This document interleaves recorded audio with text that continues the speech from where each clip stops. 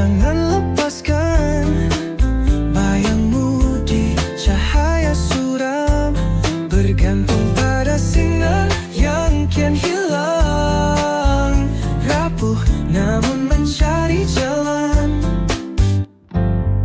Mata berkaca kau sembunyikan wajah, rindu mendalam tapi cahaya suram. Persiapan sihat sebelum raya. Selamat datang Cik Farah. Apa yang boleh saya bantu hari ni? Ini saya datang sebenarnya berhajat. Kan hari raya nak dekat. Saya ni nak makan makanan raya, kuih raya semua tu. So saya nak makan tanpa rasa bersalam macam mana doktor? Okey, bagus soalan tu. Pasal kita tahu kan waktu bulan puasa kita dah puasa sebulan. Of course lah waktu raya kita nak makan sedap-sedap ya. Tapi kita kena ingat makanan waktu raya sangat-sangat banyak gula, ada lemak. Jadi makanan ni kita tak boleh main makan sajalah. Okey, yang penting kita ada plan. Plan yang pertama adalah pastikan kita ada banyak serat. Serat tu apa? Macam sayur lah dan buah. So setiap kali nak makan, make sure kita cari dulu sayur dengan buah. Makan sayur dan buah dulu. Lepas tu barulah kita makan makanan macam ketupat, rendang, lemang semua tu kan. Jadi dia kuranglah gula dalam darah kita naik terlampau tinggi kan. Dan pastikan portion makanan tidak terlalu besar. Okay?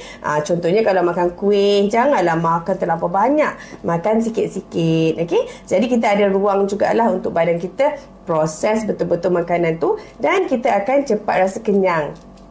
Apa yang penting juga, pastikan pilihan air jangan banyak sangat. Ambil air yang manis-manis, ambil air putih dulu kan, air kosong, air yang tiada gula yang banyak. Jadi ini semua insya-Allah dia akan bantu supaya kita punya kesihatan tidak terus mendadak menjadi makin teruk pula waktu raya nanti. Okey doktor. Makanan sihat sebelum raya. Mata berkaca kau Cik, remedi ini membantu meimbangilah sistem pencernaan Cik lepas Cik makan makanan berat lah waktu raya nanti. Okey. Oh, tapi cara penggunaannya macam mana Okey, untuk yang ni Cik ambil sebelum dan selepas makan. Yang ni pula 2 biji waktu pagi. Okey.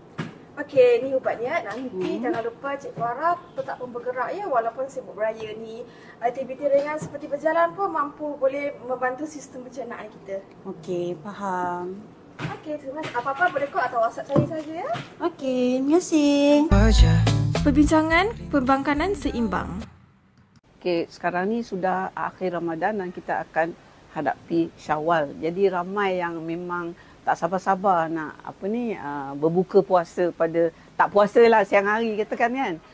Namun demikian, ingat apa yang kita dah amalkan masa puasa tu, kalau ikut apa yang saya sarankan, kita dah mula makan eat clean dan kita dah elak processed food, kita dah pastikan kita punya gula, apa orang kata, kita tak pengambilan gula kita ataupun benda manis kurang dan sebagainya. Tolonglah masa lepas bulan Syawal ni, sehari dua you let go tak apa, tapi jangan let go sangat-sangat. Bila pergi rumah orang pun try minta air kosong sahaja. Jangan asyik air manis. Sebab apa?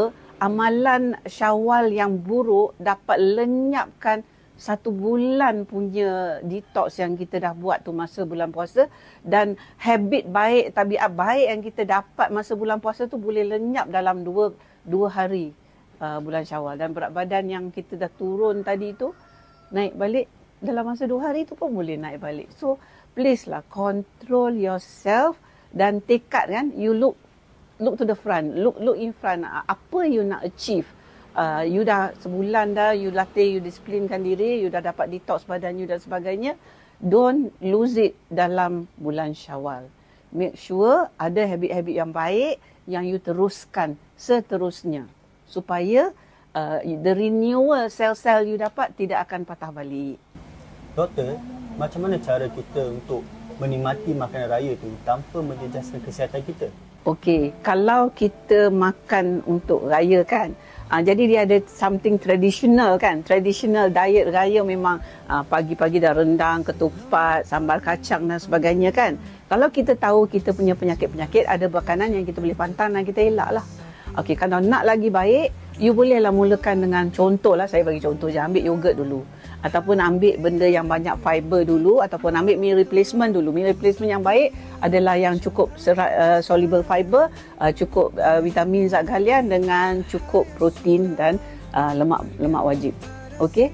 So bila kita dah ambil tu baru kita makan, kita tak akan lapar sangat. The edge, the hunger edge tu tak ada. Dan kita ambil juga makanan yang kita biasa ambil, tetapi dalam kadar yang moderasi. Jangan makan macam breakfast 3 kali, lunch 3 kali, dinner 3 kali. Yang itu memang akan rosakkan. Jadi kita berdisiplinkan diri sikit. Kita makan time breakfast, time lunch dengan time dinner. Kalau tea break pun kita makanlah. Jadi kita atur jadual kita, kita plan kita punya pemakanan. Kalau kita pergi rumah orang, minum air. Sebab kita pergi itu bukan untuk makan, tetapi untuk beramah mesra kan. Kalau tak sempat nak bersenam macam mana? Okey, kalau dalam Syawal tu, saya rasa banyak aktiviti kan. Kita akan pergi rumah orang, kita jalan sana, jalan sini. Ada orang pula pergi shopping mall dan sebagainya. Yang itu pun dah cukup aktivitinya sebenarnya. Tetapi kalau kita fikirkan, especially kalau orang yang nak travel jauh kan, kena naik kereta, nak balik kampung dan sebagainya, dalam kereta pun boleh exercise sebenarnya. So you tengoklah dekat YouTube video tu ada yang sitting exercises kan, chair exercises dan sebagainya, chair yoga, chair exercises banyak ya. So sambil-sambil kita duduk dalam kereta apa semua tu pun kita masih boleh do exercise dan renggangan. Kalau lah kita very particular, kita tak nak miss kita punya rutin kan. Tapi kita kenalah fleksibel. Jadi maknanya rutin yang biasa tak boleh, tetapi rutin yang extra tu kita bolehlah masukkan kita dalam kita punya jadual, betul tak? Syawal adalah masa untuk meraihkan, tetapi jangan abaikan kesihatan.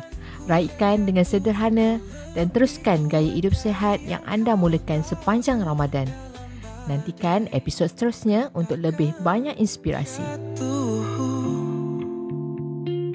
Pulsatila, jangan lepaskan bayangmu di cahaya suram, bergantung pada sinar.